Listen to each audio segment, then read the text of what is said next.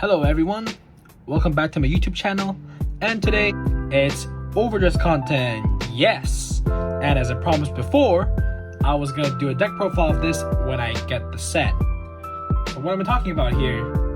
It's the Violence Bruce deck profile. I am having a lot of fun with this nation, mainly Violence Bruce, and if you're curious on what sleeves I run on this deck, I run the Ren and Ram sleeves. It's because, it matches the theme, it's brothers and then Ren and Ram are sisters. So yeah, let's stop talking and let's go straight to deck profile. For the right line or right chain or whatever you call it, these are the right lines. So you got the starter Matt, and then you've got the grade 1 Steve, you've got the grade 2 Richard, and then finally you got the grade 3 Violence Bruce. Matt is just a generic starter, and then for Steve, you just place this onto, you just ride this on top and then move this to the back row behind the Vanguard and the Soul Charge 1, and then later you ride Richard again to be able to put this guy back in the Soul, draw a card, and then after that you just ride Violence Bruce. So this is the right line, and I'll go straight in with the units.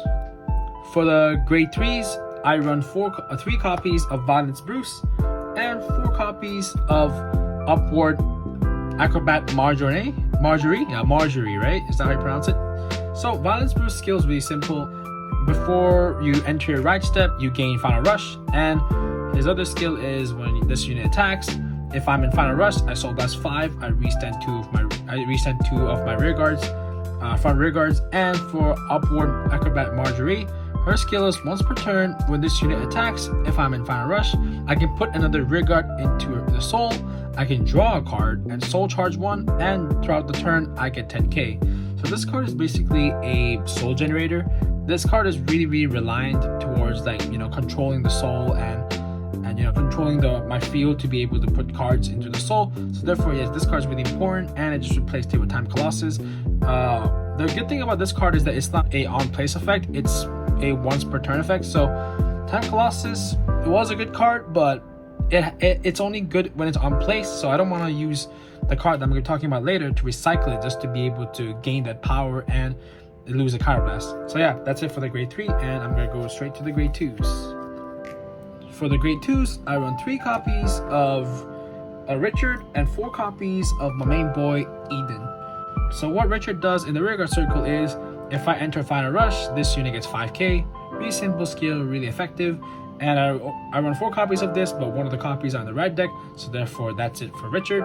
And for Diaboros Eden, so what he does is, if I'm in Final Rush, this unit gets 5k, but throughout this turn, if I restand this unit by any card effect, I get to plus a critical.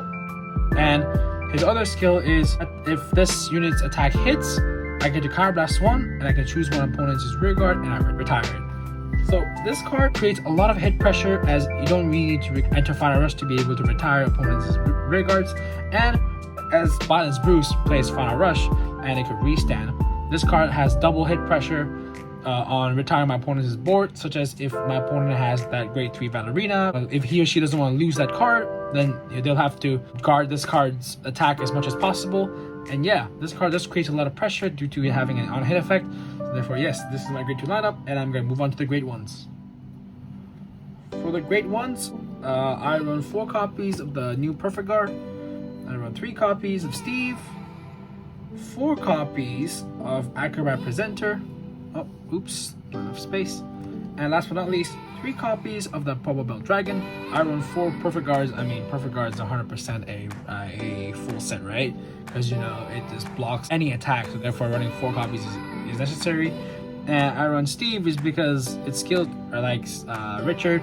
If it enters Final Rush, it gets 5k. So this card, needs to be in the deck, because I have a very big problem on having boosters not having enough power. So this card is the only one that gives the power consistently, as if it still remains on the board, it gets 5k no matter what, unless if you're not in Final Rush. So Acrobat Presenter, it's another card that helps me generate soul when it attacks, when it boosts. If I Vanguard's a Violence Bruce, I get a soul charge 1, but if I'm in Final Rush, I can just soul charge another card. So that means if I just swing with Violence Boost on my first turn, I'll still be able to Soul Charge 1 as my Vanguard's a Violence Boost. So this card is also a Soul Generator like Marjorie. This card and Marjorie pairs up together really well, and they help me generate soul, and then I use Probell Dragon to be able to fetch any card from my soul to my hand. So what Probell Dragon does is when this unit attacks or boosts, if I'm in Final Rush, I Counter Blast 1, I put another rearguard to the soul, and I choose any card of my soul and put it to my hand. So this card is not exactly my main focus, but this card is the card that helps me control my soul and then try to get as much defensive option as much as possible to my hand. So Probell Dragon can recycle so many cards for me. So such as if I want to Persona Ride again, but I don't have a Balance Boost in my hand, I can literally just recycle that Balance Boost, which is the soul, and then add the Balance Boost. And then add the Balance Boost to my hand. So yeah, overall, Probell Dragon is probably one of the best cards to release for Balance Boost. And yeah, this is my Great One lineups, and I'm gonna move on to the triggers. For the Perfect Guards, I really enjoy the Overdress Perfect Guards. Its skill is that if I place this unit in the Guardian Circle, I can choose one of my units and it doesn't get hit by the end of the battle. But if I have 2 cards or more in my hand, I have to discard a card to along pay the cost. So this card, what it could do is, if I only have these 2 cards left in my hand, since when I place this card in the Guardian Circle, if I have less than 1 card in my hand, that means I don't need to discard anything for the cost of the Perfect Guard.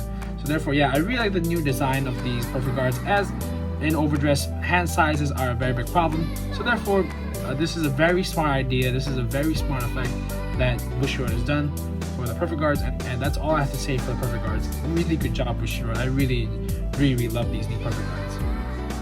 Alright, time for the triggers. So, I run 8 crits in the deck. Yep, 8 crits is really something that I need in this deck because I want to create as much pressure as possible. I like the idea of me running fronts, but realistically, fronts really don't do anything other than add power. And yeah, I really value critical over power, but maybe it will change over time as I go against other more decks. I'm going to be sticking with the crits for now. So I run 3 copies of Draw Trigger. Yeah, Draw Triggers are good in this game, but they're usually just used for Ditch Father if I have them in my hand, or if I have this card, the Draw Trigger in my hand, sometimes I would like to just put it behind Balance Boost to be able to hit that magic number. When I Persona Ride, I get 10k, right? So I'm on 23.